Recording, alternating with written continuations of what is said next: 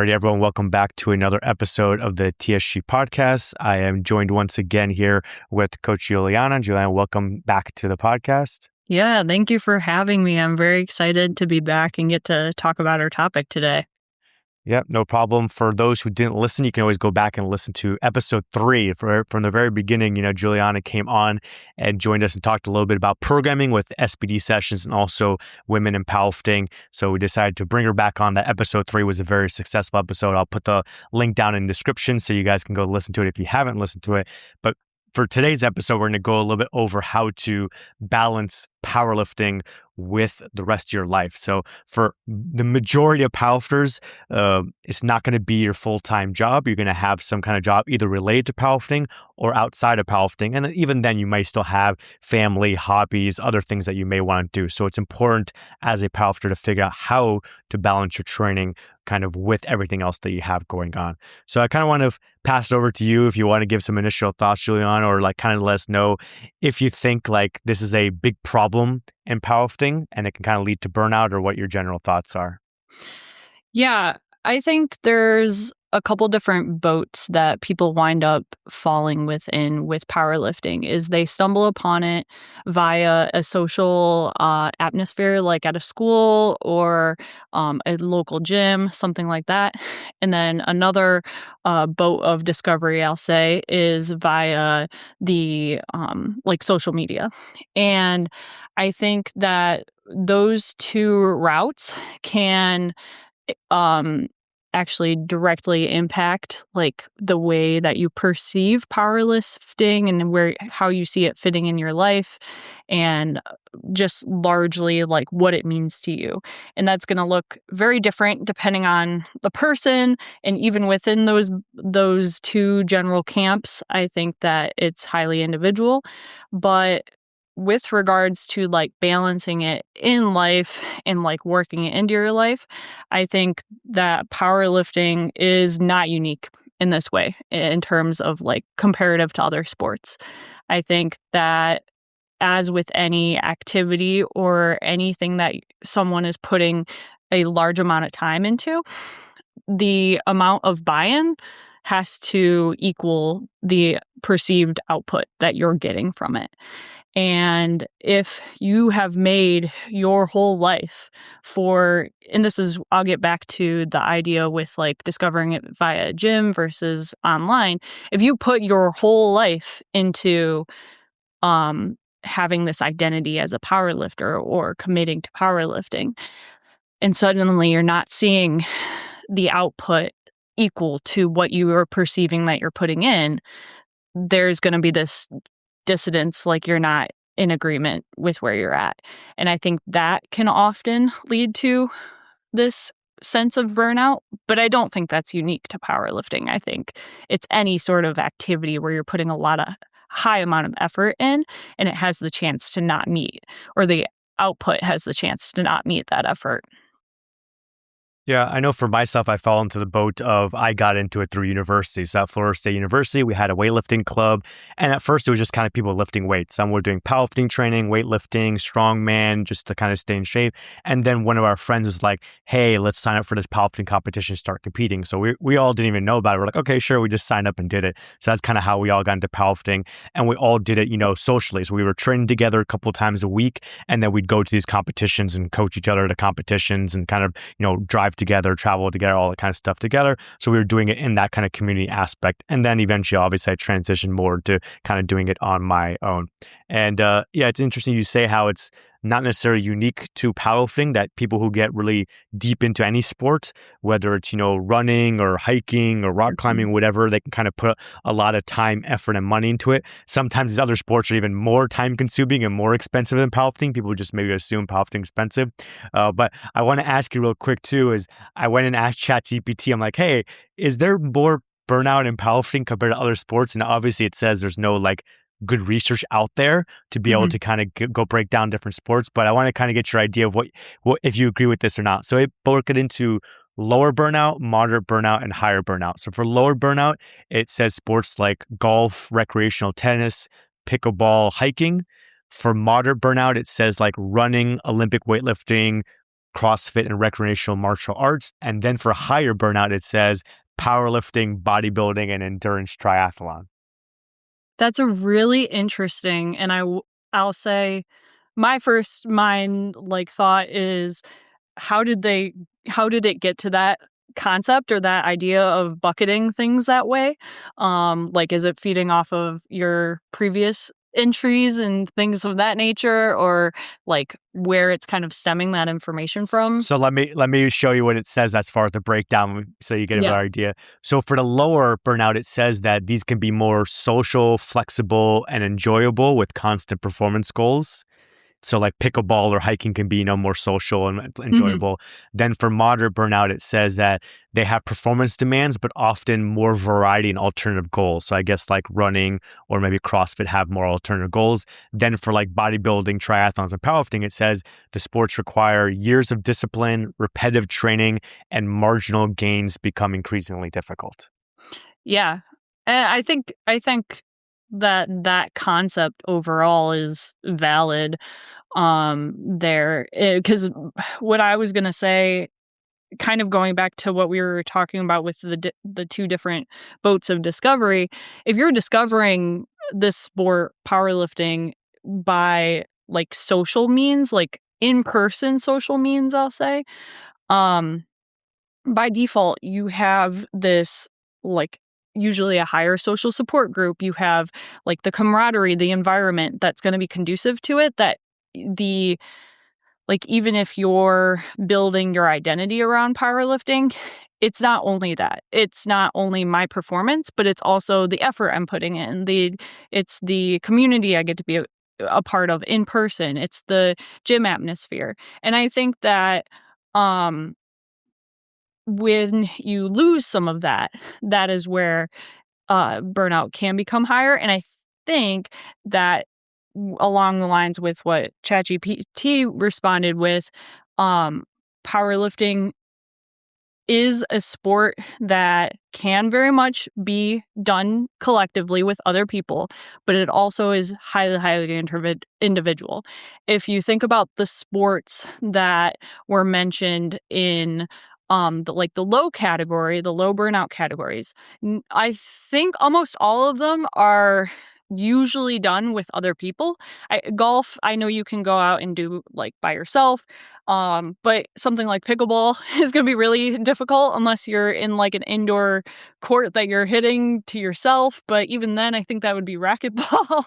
um, but a lot of that is surrounded by the environment that you're in and who you have supporting you, because that's where the difference is the emphasis on what is the goal of this sport? What do I get out of it? And with powerlifting, it's really easy to transition or start at, either way, the mentality of what I get out of this is being strong. And then focusing so much in on that when the moment that your input does not equal your perceived output, aka putting so much time and effort into just getting a 2.5 kilo increase on your bench, the moment that doesn't feel equivalent anymore, and you can't overcome the fact that it's not equivalent, then you get this feeling of okay, well, why am I doing that? What is the purpose of continuing? And so on. So that's what sticks out to me as the biggest difference between those sports, is not only the social aspect, but because there's a social aspect and the environment aspect of largely of those other sports, powerlifting sometimes doesn't have that. It's very much ran virtually or in club groups, like you mentioned. Yeah, that's definitely an interesting aspect. Yeah, because even, for example, you mentioned golf. A lot of times people golf in groups. So you might go Yeah. with a significant other or with friends or something like that. And so, yeah, those other sports you're almost always doing in a group if you're practicing or you're actually doing a competition or whatever. Versus powerlifting, yeah, a lot of times can be by yourself. Especially nowadays, more people have maybe a home gym, so they're just training by Mhm. themselves. Maybe their significant others not involved in the sport to the same level as them, so they do other hobbies with their significant other. If you're at maybe at a powerlifting gym, yeah, sometimes you might have training buddies. Sometimes the schedules don't work out.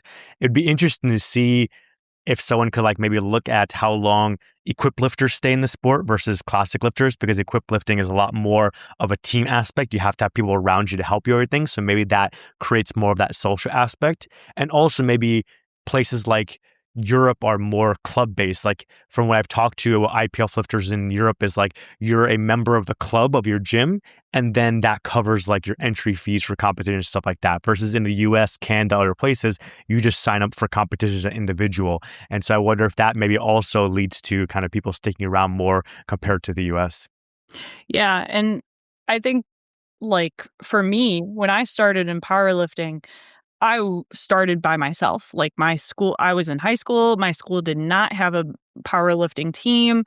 And it was very, very self-driven there. And like you said, that's one situation in the US, not having a school team.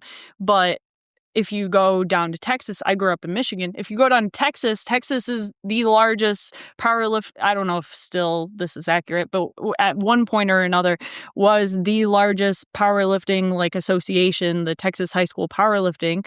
Um, in like pretty much in the world because of the fact that they had so many schools and students involved. Now, it's not to say everybody there continued. We know a lot of big names that did get their start there and have continued since then or have cycled in and out of the sport.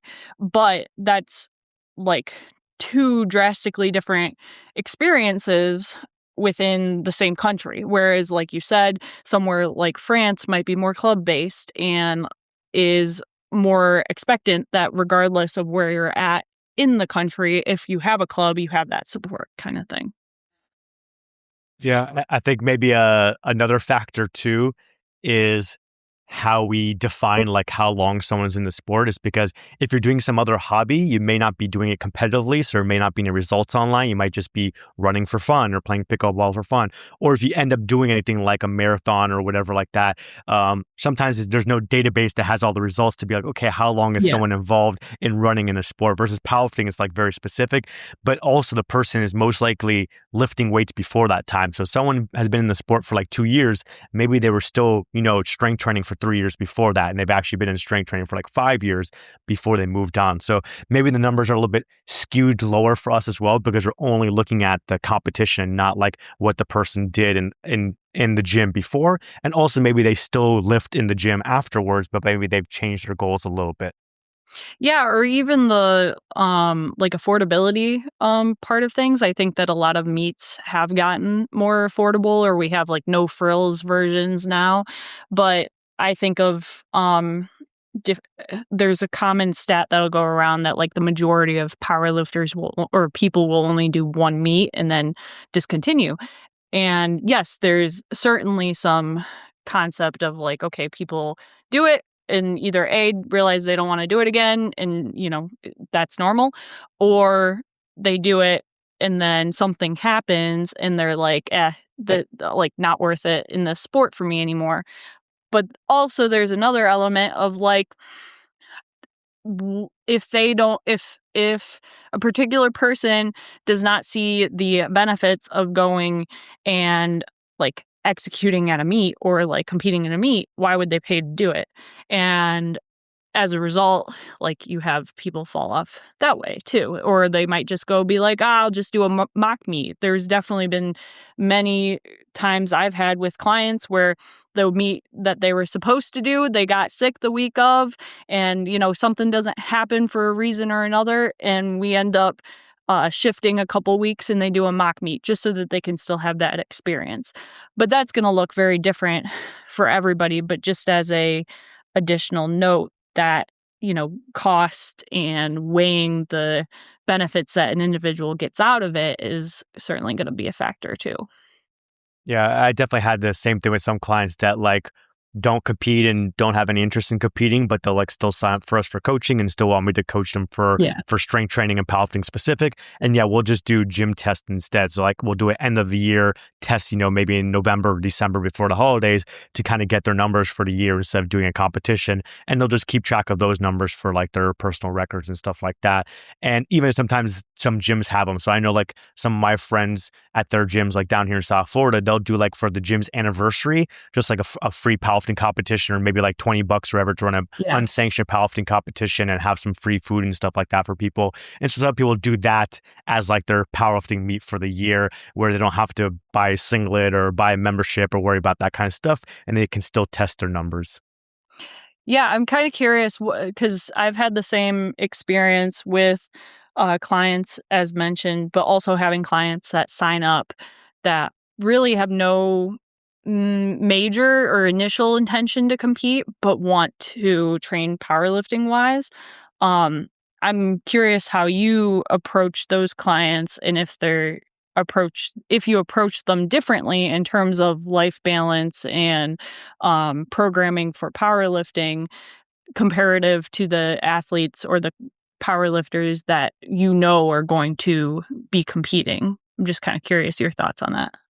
Yeah, definitely. And even within the people who compete in powerlifting, there's going to be some differences too. So Mhm. obviously, the people who are more having like big goals, like I have some lifters like Kweku who's competed at Worlds and he wants to obviously win the 59 kilo class. Is like, okay, we have to be more strategic with the competitions that we pick for him and more strategic with the programming of what's the most that we can kind of do to maximize his potential right now when he's younger so he can kind of get to those goals.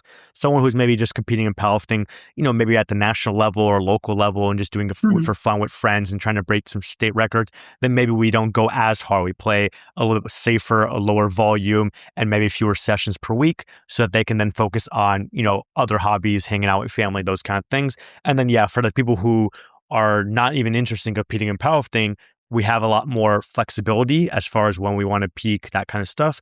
But also sometimes we have other goals too. Like I had a client recently start out with me who just wants to get to like a 400-pound deadlift. He doesn't want to compete in powerlifting, but also he's looking to lose some weight because he's a little bit out of shape. He wants to be healthier for work and stuff like that. So we have these other goals. It's like, okay, we have this goal to get to the 400-pound deadlift, but also a goal to like lose body fat, a goal obviously to kind of stay healthy and also have time outside of gym. And so then, yeah, it's like managing those other goals. And then that can be part of the program too. So maybe for some people, I'm not giving them for a competitive powerlifter, I'm not giving them accessory work for like maybe biceps or side laterals or abs or calves or whatever. But then for someone who's just doing it more for fun and for strength and for size, we may put some of those stuff in or program more cardio, those kind of things. So yeah, it really just varies based on the person's goal. And also part of that goal is how serious are you about like being the best in the sport versus just like enjoying yourself, continue to improve while doing other things outside of powerlifting.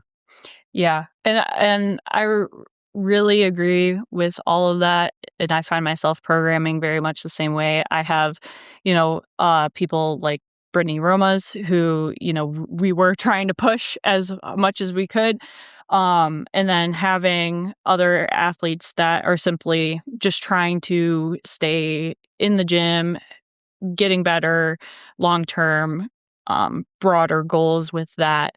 And I find myself programming pretty similarly there in terms of like having those discussions. And I think that that is where having a coach in this space is really helpful, especially when you're talking about like balancing the powerlifting with life and not making it into your whole life, because I don't think enough people are having this honest conversation about what their goals are and being able to say to their coach, like, hey, right now, I understand I want to get to this point, but right now I don't have the spoons or whatever analogy you want to use to pursue being in the gym 5 days a week because of whatever it might be. And I think that where problems can also begin to come in is when an athlete doesn't share that and starts to feel this the weight of the activity that they're doing without the return that they expect, and it's just like running in circles kind of thing.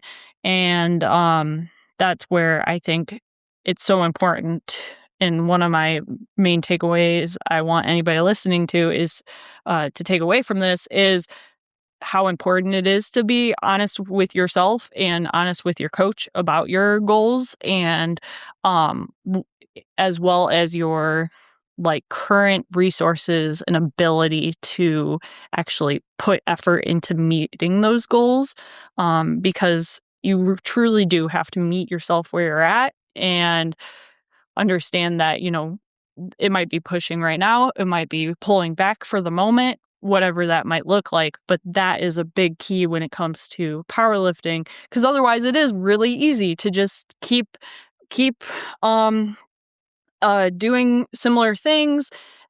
You're seeing improvement, we'll keep it this way. But if you as the athlete don't articulate that, like, hey, this isn't working, something's not, even if the numbers are looking great, mentally, if something's not working, we might have to adjust. So that's my big takeaway here, is talk to your coach. Yeah, that's why I think it's important that we have, for example, on our sign up form. And sometimes I talk with people who are new signups, anyways, like on a call, is I kind Yeah, of figure out, okay, what is your goal? And then also we have questions like how many days per week can you train, and kind of like totally. how many hours per session can you do, to kind of get an idea. And a lot of times I have lifters put a lot. They'll put like, oh, I can train 6 days a week and I can do 2 hour, 3 hour sessions. And then I'm giving them less because obviously they don't need that for what their goal is and other things. And I've kind of found like for a lot of my lifters, we're usually doing 4 times a week and then maybe building Mhm. up from 4 times a week to 5 times a week. That's another thing I did ask ChatGPT to see what it would say. And it broke it down to like, it says elite lifters who have like a flexible lifestyle, they'll do 6 sessions or more per week, 1 to 2 hours. So that's kind of maybe like a Austin Perkins or a guy at Yeah. Sitco who has like a lot of time for it, and they try to push 6 or 7 training sessions per week. Then on the bottom end, it says for like a recreational lifter, 3 sessions per week, 60 to 90 minutes.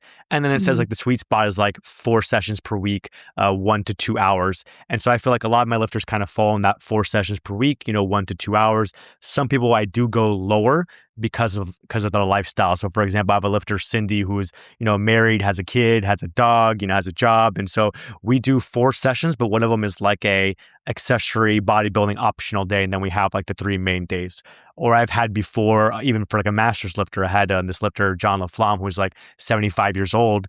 He's retired, but just based on his recovery and he wants to, do other things, people have other hobbies, families, that kind of stuff. We would do 3 sessions per week. And he Mhm. was, breaking world records with 3 sessions per week. Because I think a lot of people think they have to do 5 or 6 sessions when they could get away with 3, 4, maybe building up to 5 over time if they have the flexibility for it. Yeah, and I also, in that realm, I've also noticed that I'll have a couple clients that have come from different coaches or different backgrounds in terms of where they were getting their programming from. And we end up having them, lift less days a week. Maybe it's not 5 days a week. Maybe it's, I have one client in particular I'm thinking about who now has 3 days a week in their training, but they're benching every single day of those 3 days because that's what, her time capabilities allow for in terms of having the 3 days and feeling good with her bench is 3 days benching. And she's like, wow, this is more than I've ever benched before. Bench is going really well, but I'm also doing less like in the gym because she's not in there 5 days a week where she has other accessories spread out throughout. Now for other clients, it might be like, hey, we'll have short sessions that are 5 days a week, versus like longer sessions, 3 days. But that's where it's so important to like have those individualized conversations to see what fits. And I think that that is a big key when it comes to making powerlifting fit your life and not become your life. Yeah, I think again, it goes back to kind of the questions I ask when people sign up is because some people can say, "Hey, I can do long sessions, but maybe only 3 or 4 times a week because those days work best around everything else." So it's okay. We'll use like the weekend and maybe 2 weekdays and kind of maximize everything. And other people are like, "Well, I can only do like an hour in the gym each time, but I can do maybe more sessions per week." So in those cases, we just do like short little sessions throughout the week so that fits based on what their schedule is. And I think the other thing people need to kind of think about and factor in is that, okay, if you're going to the gym 4 times a week, let's say 2 hours per session, you're like, oh, that's only 8 hours. But then there's everything else. So you have to think about like if you're going to do steps or if you're going to do cardio, if you're going to do cooking and cleaning and cleaning your clothes and driving to the gym and back to the gym and checking in with your coach. And so there's all these other things too, if you want to dial in your sleep, your nutrition, your cardio, everything like that, that then it does turn into 15 hours per week, 20 hours per week, and then it becomes a part-time job. So if you're already doing 15 hours in the gym and then you have to also add in like 10 or 15 hours outside the gym, then it just starts becoming a lot. Yeah. And even within that time, like one thing I notice a lot of people don't always consider is the amount of time they're thinking about it, too, because like you said, it's not only, hey, you're doing all of these things, but you're cognitively thinking about, okay, I need to make sure I make my lunch so that I have food so that I can be ready for training later. That relates back to training and it can build up. And that's why recently I've been finding myself even more like I would say I've always been pretty encouraging of athletes to, take like live life, I'll say, like broadly in terms of going on a vacation or trying a different activity or whatever that might be. I'd say that I'm a pretty supportive coach in that way. However, even more recently, when it comes to getting off of a meet, like you finished meet prep or um, finding, hey, I just feel like it's summer and I'm in the gym 5 or 4 days. I don't want to be in the gym 4 days. Um, Ending up encouraging athletes to, yeah, go try riding your bike for a fourth day instead of the 4 days of training. It's 3 days of training, and then you're biking outside with some friends or playing pickleball, something along those nature. Because I think that it's really easy because powerlifting is like you're doing the activity that you're going to be doing in the meet. It's really easy to just like get into that groove and that expectation of what you're always doing, your routine, how it always is. But then like have these feelings of, oh, wait, I need to adjust this, or like I kind of want to do something else. And I think a lot of times people will either push that down or kind of like ignore it. And what I've kind of come into now with coaching is being like, no, like go explore that, because at the same time, a lot of that can be even better for their long-term enjoyment of the sport, engaging in the sport, being able to be flexible and adjust depending on the time versus being like, I didn't get my 3 days in. I'm only doing 2 days throughout the summer. I've wasted all of my time. I'm not doing as good. That puts so much power on the performance versus the actual enjoyment of the activity. And yeah, so I think having some variance in there is really beneficial. Yeah, I think there's probably something there that like those little things can add up over time. So you might think like, oh, do I really have to take a week off after a competition? Why can't I just get back to the gym? But like when you do that after every single meet, it maybe piles on and just becomes too much. Yeah, usually for me, whenever people finish a competition, especially like the major competition from the year, like after World Championships, whatever, I'm like, just go away. Like take at least a number of days wherever you are to like vacation stuff, come back home, kind of get back to used to your time zone, and then like get back in the gym. And maybe even if we get back in the gym, we're doing other stuff other than like Right. competition lifts or whatever. It's like, hey, let's just have fun doing other things. So maybe you take a week off of the gym and then maybe a week or two of different stuff. And then we can kind of get back into actual training if you want to, and depending on what the upcoming schedule is. Same thing, for example, when people get sick, even if they're not Oh, like yeah. the top of the top lifters, they're like, oh, I'm sick, but I still want to go in and train. Should I go train or what should I do? And a lot of times, like depending on how sick they are, I tell them like, don't even go to the gym. Like it's going to make you feel worse. You might get other people sick. If they have maybe a Right. home gym where it's not that bad, it's like, okay, maybe you can go test it out.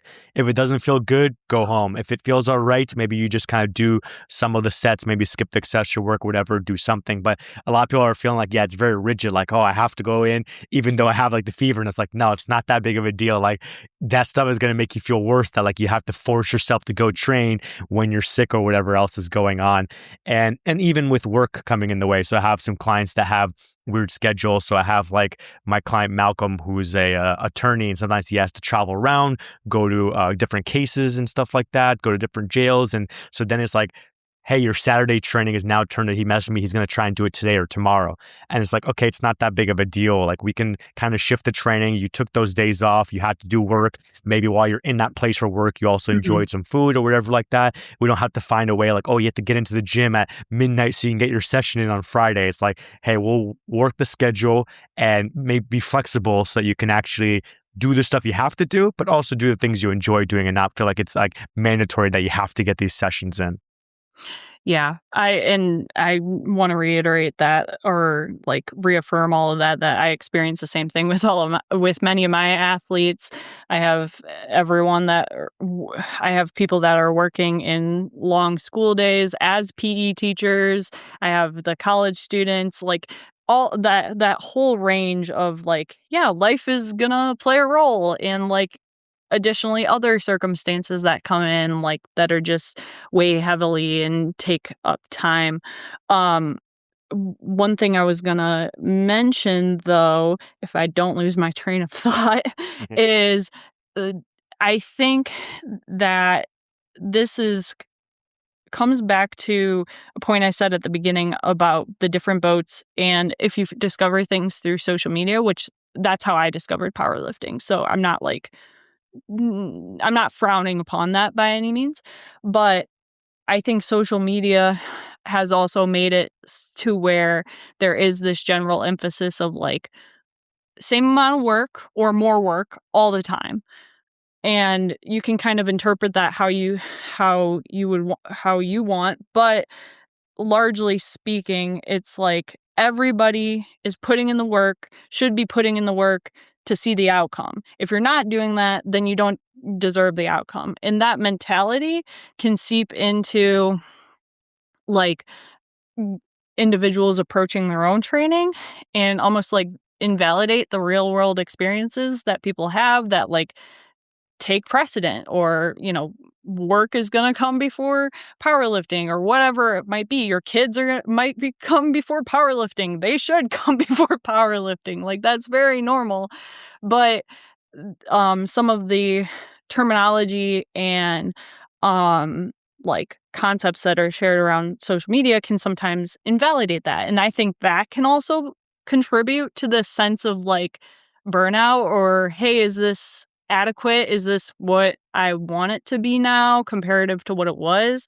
I have a lot of like respect for social media in powerlifting because it has made powerlifting like even further to so many people that otherwise would not know about it, including myself. But at the same time, I do think that can contribute to some of the sense of, hey, this is not worth it to me. I don't compare to Austin Perkins. I shouldn't even do it, kind of thing. Yeah, I mean, there's pros and cons to everything. So yeah, with social media, there's maybe a lot of pros, but also a lot of cons. And like you said, yeah, it may be that comparison is like when I got started in 2011, it wasn't as big on social media. Not as many people were on Instagram. People were maybe on Facebook, whatever. But even then, there were like open powerlifting to go see meet results. And so when my buddy said, hey, we're going to sign up for this competition and compete, we just didn't look at any numbers. We barely even looked at the rule book. We kind of just signed up. And then as we're getting closer, like, okay, what stuff do we need to buy? So we bought a singlet, but like didn't buy wrist wraps or knee sleeves or anything like that. We just competed in our singlet. And then we just like looked at the roster, but we didn't know any of the people on the roster and there was no numbers or whatever. So like, okay, we're just competing against this many people. Now it's like people are studying everything and saying, oh, well, I'm going to go to this competition if there's like a chance for me to win best lifter, or hey, if there's not this person there. And I see a lot of times on Reddit, people saying, hey, I want to do my first competition. Are my numbers good enough? Because they're always comparing it to someone else. And if they don't want to go there, thinking they're going to like get made fun of or something like that, even though that never actually happens in a powerlifting competition. And in any other sport, you wouldn't do that. You're not like, oh, well, I want to join this basketball league because, what if this person's better than me? Or, oh, I'm not as good as this person. You would just sign up with your friends and you'd go do it for fun. And so like, it should be the same thing thing for powerlifting, but sometimes social media has turned it to like everyone's kind of comparing each other and saying, oh, I need my numbers to be this good before I go and do my first competition. Yeah, and I think that people end up it goes back to what was the purpose of you joining powerlifting? Like, why? What is your why? And that I actually found myself talking to a few different of my athletes in the past like 6 months about this. Is like, why did you get involved in powerlifting? Like, what was the driver? And it might surface level be to get strong, but I always try to encourage like more depth than that. Like, well, what about it? What about getting strong appealed to you and why via powerlifting? And I think if more people ask themselves, like, why am I involved in this? And this could go for any activity, any sport, whatever. There might be something deeper there than just the fact that you wanted an outlet for your competitive nature. It might be, well, in my day-to-day life, I am already having a lot of like heavy things go on. I'm my work is stressful, all of these things. I like the consistency that powerlifting inherently provides because you're in the gym doing the same thing every single day. I started powerlifting because I enjoy that consistency. It just happens to manifest through powerlifting. And there's like several different layers to that. But that's why I really like the question of asking like, okay, well, what about powerlifting drove you to powerlift? And why are you still doing it? And this isn't a fact of, or this isn't a question of like, oh, why are you still doing it? You shouldn't do it kind of thing. But more so the like, let's get a little bit deeper mentally there, psychologically there, so that we can find out if, hey, maybe your interests just have changed and now you're not like vibing with powerlifting as much. That's totally okay. Or if there's something inherent to the training that we can adjust to make it not take up your life, but fit into your life as you want it to. So that's a big question I keep coming back to is like, what is your why and how are you going to um, apply your why to your long-term training? That makes me think of one of my friends back at university when he was doing like the part of our club and doing the strength training. I remember his why. His why was that he wanted to become a nurse, and so he wanted to be strong, so that when he's like in the hospital and stuff like that, Yeah. he could like pick people up and do stuff, whatever. So like his goal specifically was, hey, I want to exercise and stay fit enough so that I can be good at my job and be able to be efficient and not hurt myself and all that kind of stuff. It's funny for me. My why kind of started off where I wanted to be better at sports. I wanted to be able to like jump higher in basketball or like hit harder in football. So I was like strength Mhm. training for that. But eventually it transitioned to powerlifting became my whole life and I stopped playing basketball and I just started doing all powerlifting. But for me, I guess maybe that's also why I don't care as much about competing now and I don't focus on my numbers as much anymore because like that's not important to me. For me, it's like Yeah. more of like giving back to people, teaching people, helping people out. That's why I like, even aside from coaching, like running competitions and refereeing and doing all that kind of stuff is like to just help other people on the sport. So for me, that's what's kept me around. But it's funny how I guess I kind of went the wrong way at the beginning. Is like my why was to get better at sports, but then I gave up those sports to try and focus more on powerlifting because I need to get my numbers up in powerlifting, and I had to be 100% focused on powerlifting in order to hit those numbers. Yeah. And I mean that the like you just brought up a really good point. The why can change. It can adapt. And I think that when you're in a sport that is by nature very routine, very rigid, it can be hard to have this sense of like I can adapt around these life things or I can adapt with these life things and grow with it. Um So it's always important to come back to like the why changing. I know for me, since I first started, my why has changed a lot. When I first started, I was a freshman in high school. I had just gotten off of recovering from an eating disorder. And the mentality there was I no longer want to be trying to take up as little space in my life. I want to take up more space and physically, as well as like mentally. It was a confidence booster thing too, building strength, but also building mental strength. Now I've gone through the phases of, oh, I want to be the best in the sub junior world back when I competed as a sub junior in 2018 Worlds. And that was like a goal for some time. And then afterwards, it was, I want to use this as my means of staying healthy and continuing to get as strong as I can. But underlying that, like having some consistency in an inconsistent college student life. Um, and then now it's become more showing, being able to, in a similar way, being able to give back and support other people towards the goals that they have, and utilizing powerlifting as a means to do that. And and I even see myself driving more towards like, oh, just any activity is beneficial. If it looks like powerlifting, great. If it doesn't, also good, because being in public health, I'm like, I just want you to be active. But all of these things shift and change over time, and that's totally normal, especially if you're in a sport like this for so long. Yep. So I think we'll take a little break from the topic here, and I want to ask you about this game that I did with Kate to kind of get your thoughts on this. Yes, So let's it's go. it's basically, would you pay for this hypothetical subscription? So it kind of gives a little insight into you and what you kind of hold value to and what you wouldn't. So the Mhm. first hypothetical subscription is, would you pay $250 a month for unlimited fast food? Now the caveats are that's only for you, so you can't like buy it for other people.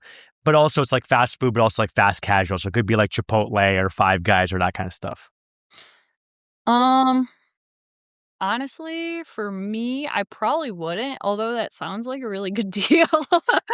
Um, I just really, if people listening cannot already tell, I'm a very regimented person in terms of like what I like to eat every day.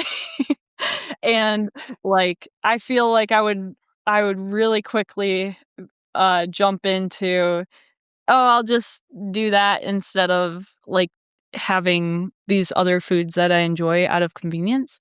So, yeah, I probably wouldn't, but I won't lie, that sounds like a really good deal. I mean, you can be regimented and have Chipotle every single day, you know?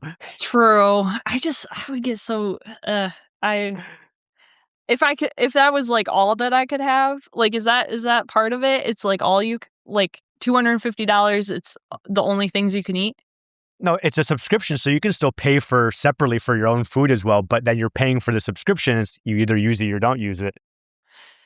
Yeah, I don't think I would use it enough, to be Yeah. honest. I think for me, like it'd be that a lot of the places aren't like healthy enough for what I want, even if maybe Yeah. it's like vegetables and maybe the quality of the food is not good or whoever's cooking it may not be as sanitary as like myself. So like, yeah, I don't know if I would do that one. All right, next one. Would you pay $1,000 per month, but you get unlimited economy flights anywhere you want around the world? But again, it's Ooh, just for you, not for someone else. phew. Yeah, I mean, probably not in this phase of life that I'm in with, like, school and everything, but, like, man, if it was, like, one of those subscriptions that you, like, start and stop, oh my god, I would 100% do that. I love traveling. I, would definitely get my money's worth out of that. Sidetrack on the sidetrack. Do you have some destinations that once you have time that are like top of your list that you want to go to?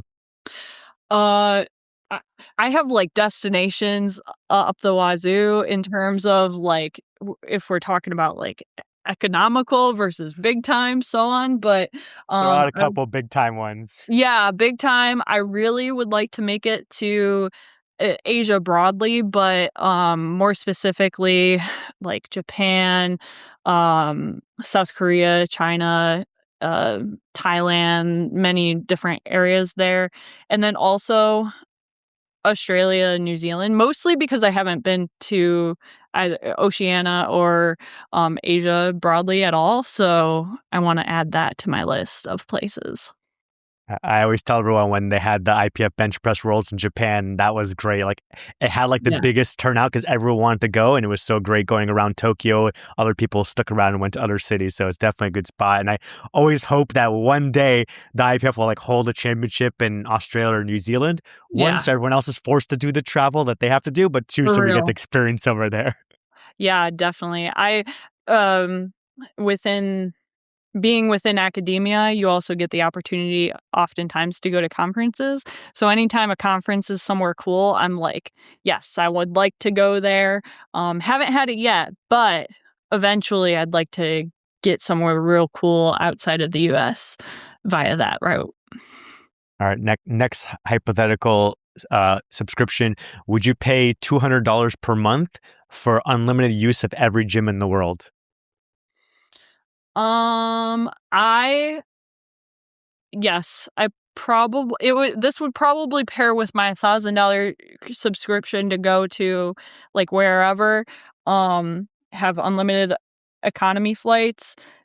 They would definitely have to pair together because otherwise in my daily life, I probably would not, like, go to enough different gyms, being that there's, like, 2 different gyms locally that I, go to here, but, yeah, if I was traveling and abroad for, like, a month, I would 100% would do that. What is that, like, if you usually pay $20 per, like, day pass, that's, like, 10 days, so, yeah, I would totally do that. Yeah, I was just visiting Chicago. I had to pay $20 for day passes, and I was Yeah. like, "Oh yeah, this subscription would be good if I'm traveling around a lot." Yes, yes, definitely. Uh, this one should be an easy one for you, but I'll ask anyway. So $500 per month for unlimited coaching. So it's coaching that includes like the programming, nutrition, meet day handling, physical therapy, like everything. Oh, yeah, that's a steal of a deal right there. Um, I actually on the topic of powerlifting and, like, making it fit your time, I've actually recently, like, transitioned to trying something different and trying triathlons, which we can talk about later if we want, but, coaching in that realm now looks like nearly $300 a month, and, granted, there are 3 different, uh, activities that you're being coached in, but $500 for all of it, take my money. Yeah, especially I know for some people, depending on what your what your expenses are in life and what kind of discretionary money you have, some people may avoid certain things because they can't afford it. Like, oh, I don't need to go see a doctor to get checked for this little injury or Yeah. whatever. And so then sometimes that can make things worse because then the injury can get worse, or maybe you're not on top of your nutrition and that can affect your training. But if you were paying for like all inclusive, then you'd probably use that stuff more. You would go see Oh, maybe a totally. physical therapist every single time, or you'd work with a nutritionist on a weekly schedule. And so you'd actually be like healthier and, in a better state and everything like that, mentally, physically, and be able to actually improve. Yeah, I definitely pay more than that across the board for different health things, so, yeah. All right. So going back, do you want to kind of give us your latest as far as like you transitioning from powerlifting and maybe why you transitioned from powerlifting and kind of what training looks like now? Yeah, so, as I've kind of mentioned, I have powerlifted since 2015, I believe, is when I registered my first meet. It might be 2016. Either way, right around 10 to 11 years. And notably, 10 to 11 years from like 15 to 25. So a lot of things happen within that time period.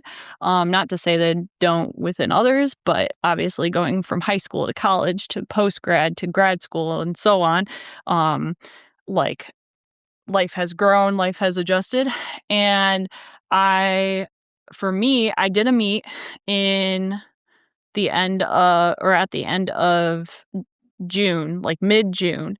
And this meet was kind of my last push for the time being because I knew that I still loved powerlifting.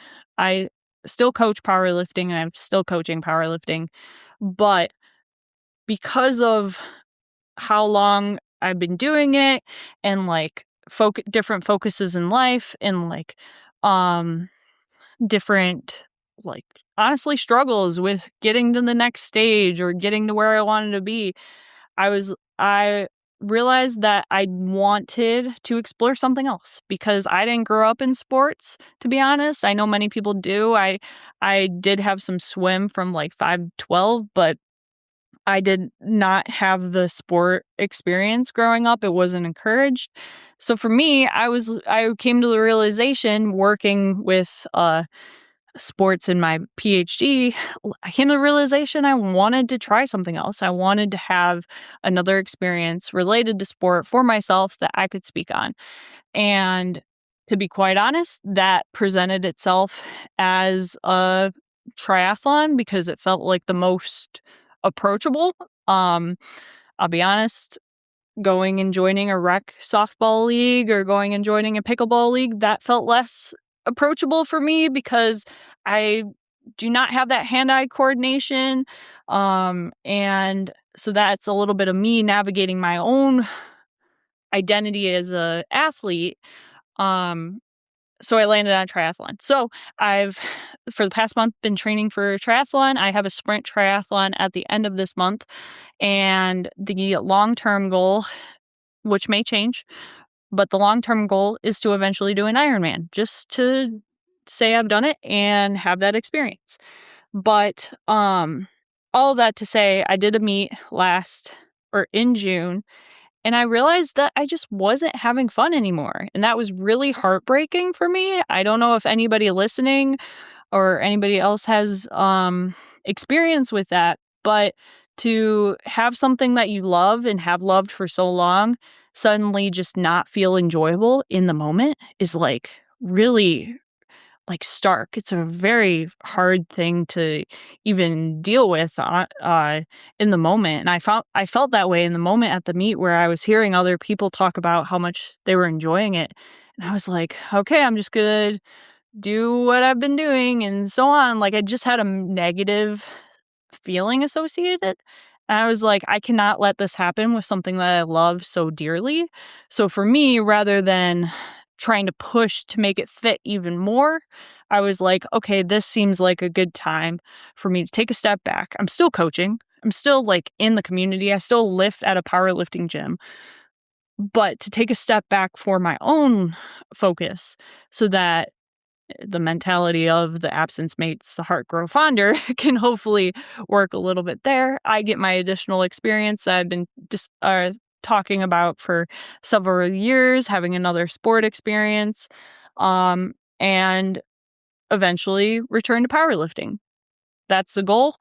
Could it shift? Absolutely, but you don't see a lot of people talk about that kind of feeling associated with fluctuation and how much that you love a sport or how much that you're like involved in it and so on. And I think that more discussion there needs to be had because that's how long-term maintenance, I believe, happens is, yeah, you might go away for a little bit, but the nice thing about powerlifting is I'm not, I'm not retiring from the NHL or NBA. I'm retiring for a bit from powerlifting, and then you have entry points wherever you would like. Yeah, and I feel like kind of what you said there at the end. Some people feel like they have to keep going because if they stop, then it's like over. And I understand that maybe if you're like the top 1% and like Mhm. you have to kind of win now in your earlier years. And if you take like a 5 or 10 year break, maybe you're not going to be competitive in the open anymore.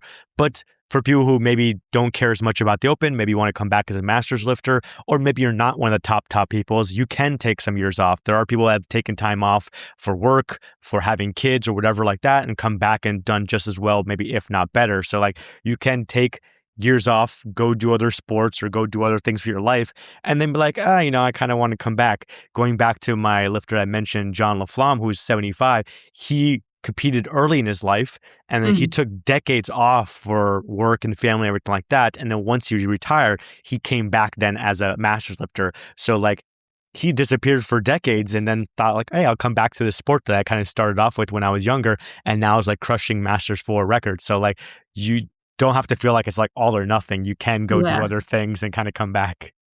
Yeah, and that's truly a beauty of powerlifting, the fact that you can come back, bearing any heck, even you can do bench only, whatever that looks like. Some other federations have deadlift only, you know.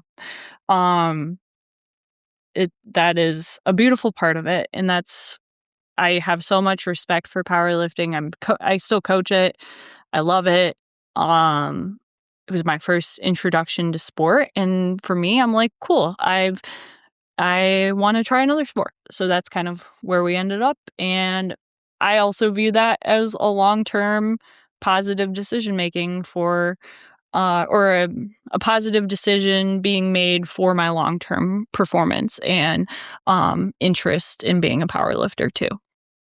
For you, when you were like really pushing your powerlifting training compared to like now when you're focusing more on the triathlon, how has your training changed as far as like number of sessions per week and the length of the sessions? Yeah, so when I was like probably my most dialed in, I would say I was doing 4 to 5 sessions a week. And I say 5 because one of them was like a really short session, just like bench. Um, but I was probably putting in up like of just being in the gym upwards of 10 to 12 hours a week. Um, and like definitely more focused there. And then with regards to like recently, well, it looks very different. Um, in general, I'm still doing powerlifting style movements. Like I program for myself with the strength portion of my triathlon work, and it looks like about 3 days, 2 to 3 days a week, and 45 minutes to an hour. This might adjust too as I have more training go towards, swim, bike, run. But right here at the very beginning, that's kind of what I've been doing. I still find myself squatting once a week and doing like hinge style movements and then at bench once to twice a week. But for me, it's the fact that I'm not putting on knee sleeves during my squats, which a really dumb, contentious point for me was always the knee sleeves. So I'm like, okay, I'm not doing that. I genuinely don't think about the weights like I did with powerlifting, and that is a very underrated thing here that I didn't know I needed to take a step back from. But it's just like, okay, meeting the RPEs, whatever that might be, not focusing on what any of the weights actually look like, and then getting done with the workout in 45 minutes, maximum an hour, for 2 to 3 days a week. So definitely a lot less, but my efforts are going elsewhere, and I like the novelty at the moment. Mine's actually kind of similar. Yeah, at my height, when I was doing like some more grueling, like high frequency, high volume workouts, like small of for Mhm. squat or small of junior for bench, it's like, oh, those I was resting like 5 to 7 minutes between sets to kind of make it through. So maybe it's like Yeah. 4 times a week, 2 to 3 hours per session. Sometimes I even tried like short periods of like maybe 5 times per week, or even like daily maxing squat or daily maxing bench press. So then it turns into like every day. So yeah, similar thing is maybe 12, 15 hours of just Mhm. training and then everything else obviously included. Now it's like I'm doing, yeah, full body 3 times per week. Yeah, kind of around an hour. If I'm being lazy, maybe I push it down to like 35 to 45 minutes and just superset some exercises. And I just focus a lot more, yeah, on machines. So I can just kind of superset between like side laterals and pull up or something like that. And I can kind of get through things more quickly. And yeah, I don't have to bring a belt, knee sleeves, wrist wraps, nothing. I just go in there, hop on some different machines, maybe do some dumbbells, whatever like that.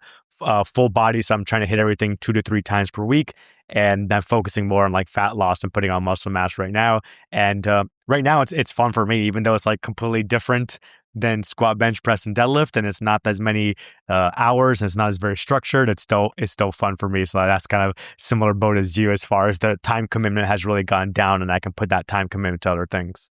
Yeah, and like to your point there, I even regardless of if it's just less time and like 3 days a week full body, or in my case like less time because the focuses are on triathlon training, like it's very clear that the stuff that you and I know about powerlifting training applies to what we're doing, generally to lifestyle, other goal style training. Like I'm still doing a form of squat movement.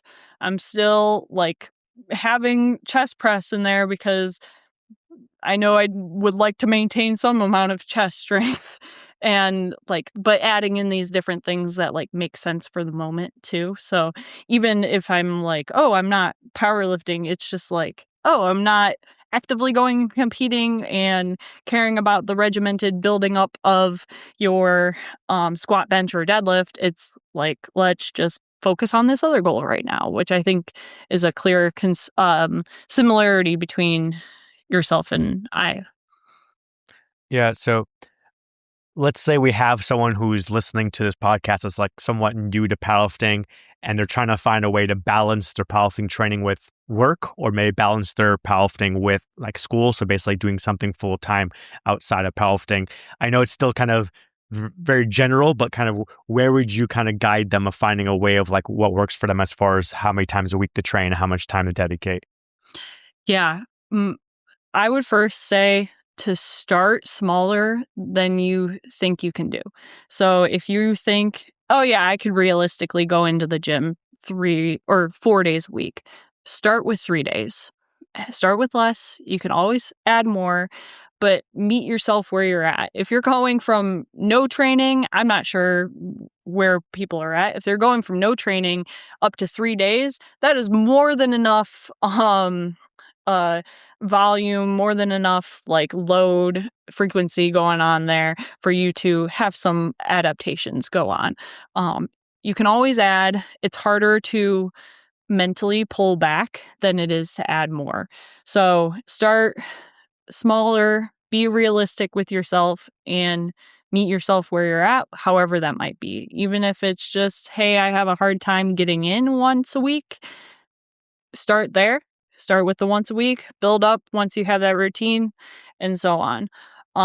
That would be the first thing. In line with my second recommendation is just like not to force this same rigidity all the time, being willing to adapt, adjust, and navigate the different seasons of life that you may experience.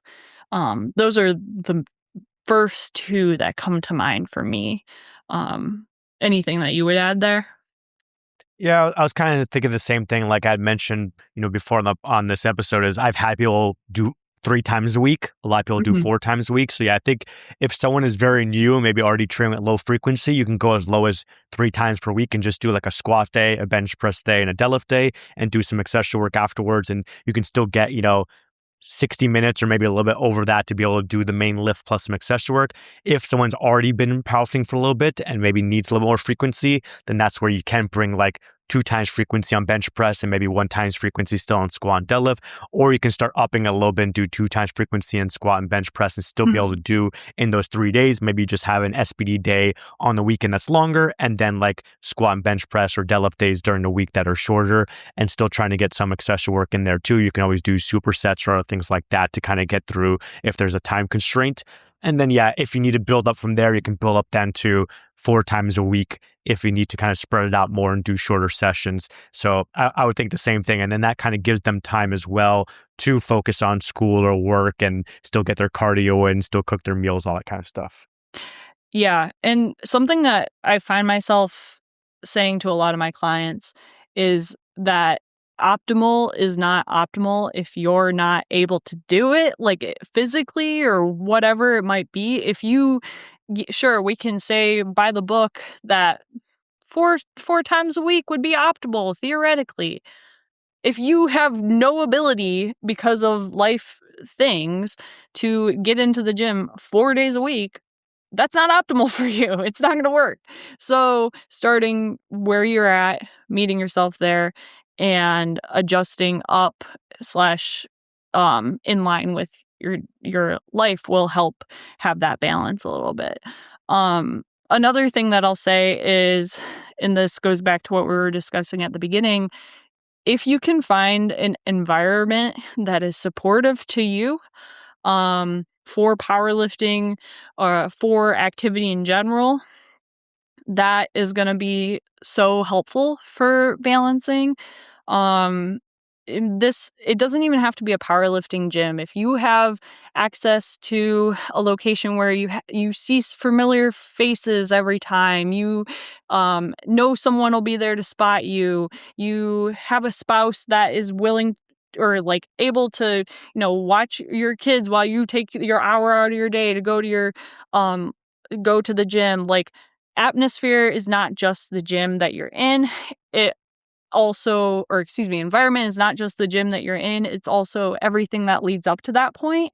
So the best that you can, find an environment that is supportive to you, fill that with people that support you, and where you're at in your life, because that can make it easier. Yeah, I was thinking the same thing.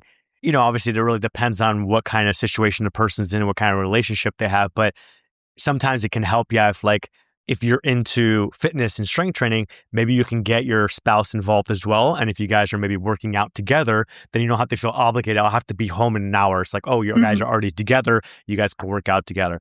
Or sometimes people find benefits of having a home gym because then you don't have to account for travel time. And also I know some clients will be working out in their gym with their kids hanging out there with them or their dog hanging out with them. And then they don't have to feel like they're on a clock because they're already there kind of spending time with their family. Same thing when it comes to if you have to do any cardio or steps, if you can do it with your kids, if you can do it with family members, if you can do it with friends, or cooking, if you can do cooking with a spouse, something like that. So then it's okay, these are other tasks or chores I have to do involved with my powerlifting or whatever my goals are, but at least I can implement it into my life with the people that I want to be around, so that then make it it's part of my natural time with that I'm spending with family or friends, and not an obligation that I have to kind of do this separate and then go spend the time with that family and friends. Yeah, and one thing I'll add there with regards to the home gym and having family around, that might mean that your workout goes a little bit longer or looks a little bit differently. It's not doing, 3 sets straight of your whatever accessory it might be. It might be 2 sets. You have to take care of something, play, toss a ball to your child, whatever it might look like, and then come back to it. And that's also okay. I think it's really really easy, especially coming from a gym setting, to be okay, this is what a lift looks like. Here's my square box. This is what it looks like. But the moment it has to transition into a rectangle or whatever, it feels uncomfortable, but it's still a workout. You're still getting it in. So kind of being willing and able to adapt your own mindset can be helpful in those spaces too. Yeah, and I was kind of thinking the opposite too, is if you have to do your training on your own, away from other things that you have to do, is that then that maybe your point, you're going to try and be more strict on yourself, is Right. let me be on top of my rest times. Let me not chit chat with people. Let me superset my accessory exercises.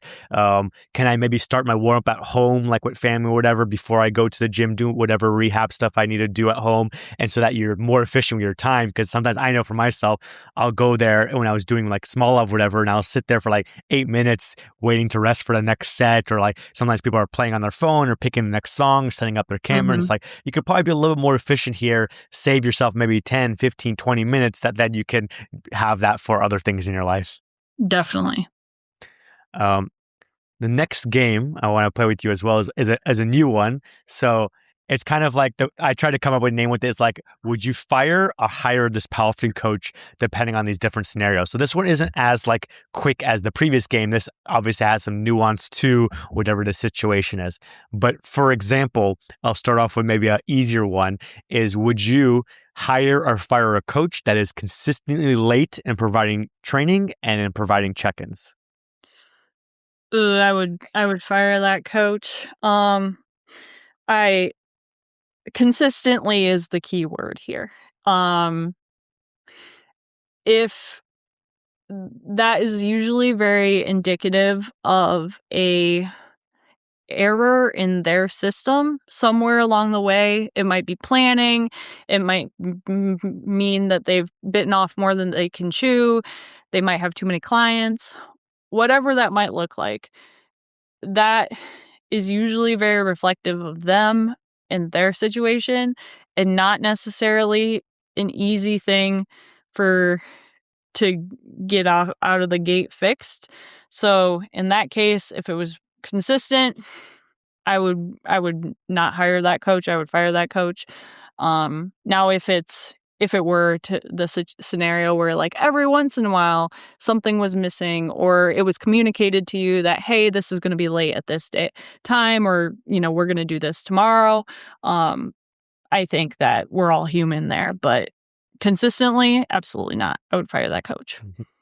I have to agree. And yeah, that's why I put this as the first ones. Sometimes you hear people asking online on Reddit, whatever, hey, should I stay with my coach or not based on this situation? And you get extremes. You have people that think like coaches should be like 100% on time, like there's no mistakes. And I always think like, they probably don't even do that in their own job, but they're like setting powerlifting coaches to this high Yeah. standard. But yeah, so I think it was like, hey, as coaches, obviously I'm biased, but we're humans.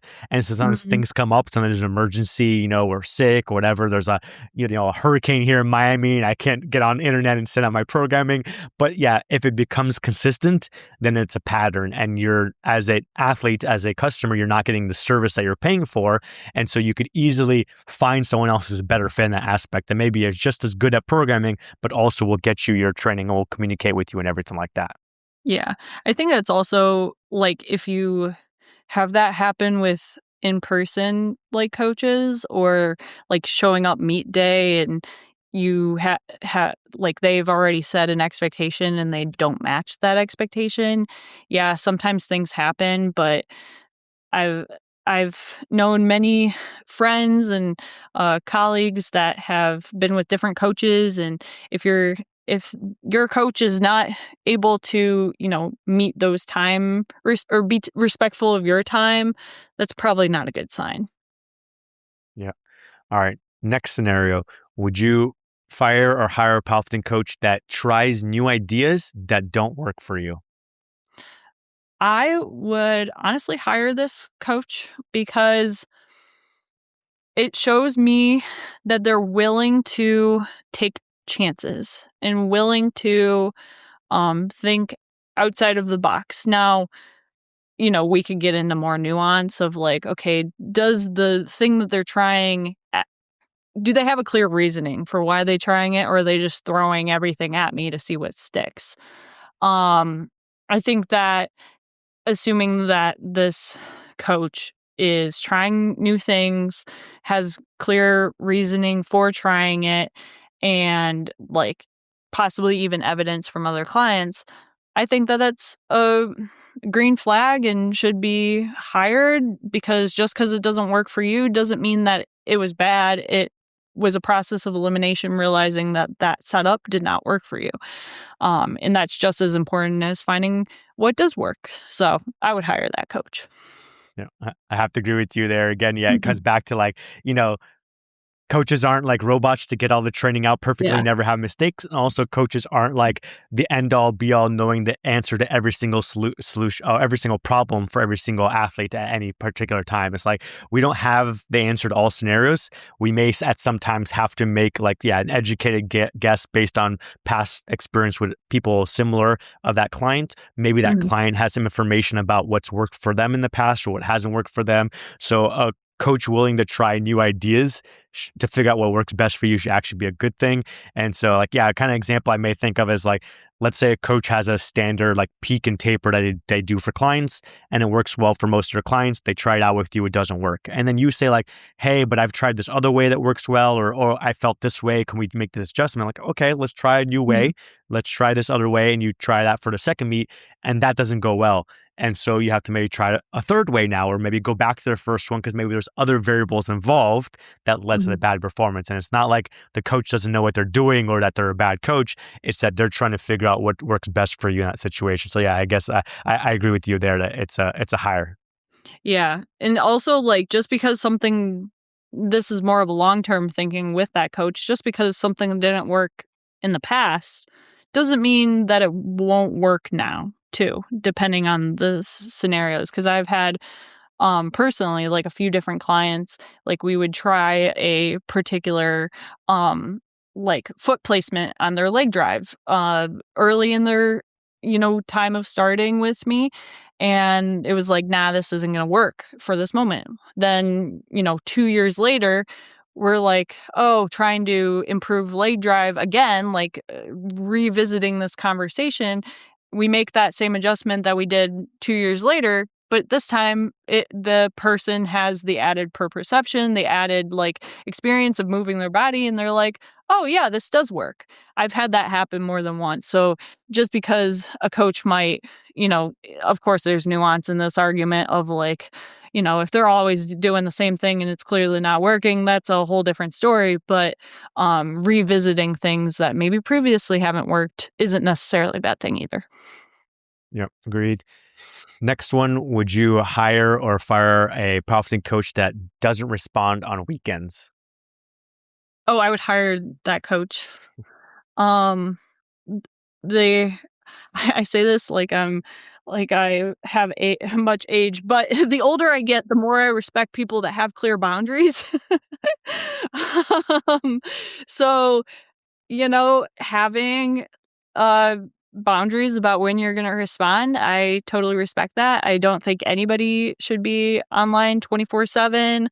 Um, and yeah, so if you tell me up front, I don't respond on weekends, okay, I will talk to you on Monday. That sounds good to me.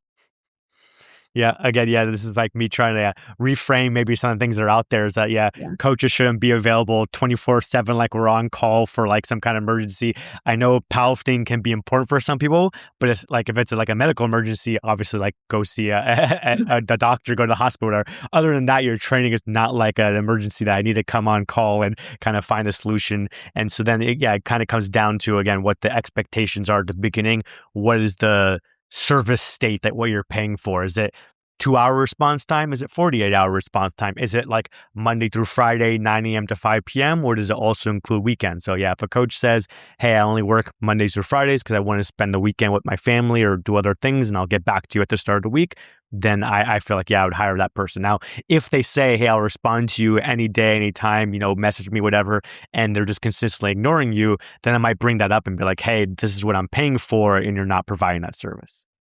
Yeah, my quick addition slash possibly hot take here is that coaches that claim that they're accessible 24/7 set this precedence of, like, um, creating athletes who have zero autonomy, and that I do think can lead to future issues, like your ability to, do things on your own in powerlifting, but then also, like, having that balance of, like, if things aren't going well, your identity's all tied to this and this particular coach. So that might be my slight hot take here. Um, yeah. Yeah, yeah, it's very interesting of how much, yeah, you want to like guide the person to kind of learn things and be able to make adjustments on their own or take care of themselves. And some people some coaches maybe purposely don't do that so they can kind of keep the client. But also, I know some clients that don't want to. Like some clients I know that don't want to learn anything about like programming, and they're just like, hey, give me the training, I'll just go do it. But yeah, in that case, they become a little dependent. So yeah, if you're always available, then the athlete's going to always come to you for the answer rather than trying to figure things out on their own. Definitely. Um, so as we go back to our topic, this kind of was kind of related to our topic in a way of like the coaches should have work-life balance as well, and just Mhm. like the athletes should have the balance between powerlifting and life. So, is there any like final thoughts you kind of want to give on this topic? Any final like tips you want to give to the people listening? Yeah, I'll say a lot of the stuff that we've already said in terms of just, not overextending yourself, kind of meeting yourself where you're at and trying to find a positive environment. Um, one one thing that can help streamline that to hopefully make it a little bit easier and have someone to talk to about it is like hiring a coach. And this isn't me like trying to tell anybody like, hey, you should hire us at TSG, but just having a coach can be really helpful in terms of your own navigating of these life things, and also being willing to articulate the things that you need and what you're going through to a coach can really help streamline these experiences. And I genuinely don't think I would have, I don't think I'd be in powerlifting nearly as long as I have been, if I didn't have a coach throughout all of that. So, that's my little plug for coaching is helpful, even if you're not competing, immediately or competing long term. Like just having someone to advocate and help you shoot around ideas and figure things out is really beneficial. Agreed. And I like what you've mentioned before of kind of like maybe starting at the minimum, like this idea of the minimum effective dose is actually kind of Yep. interesting of like, hey, if you're not like the elite of the elite or trying to become the elite of the elite, maybe you don't have to push yourself to the maximum amount or try and push yourself even beyond.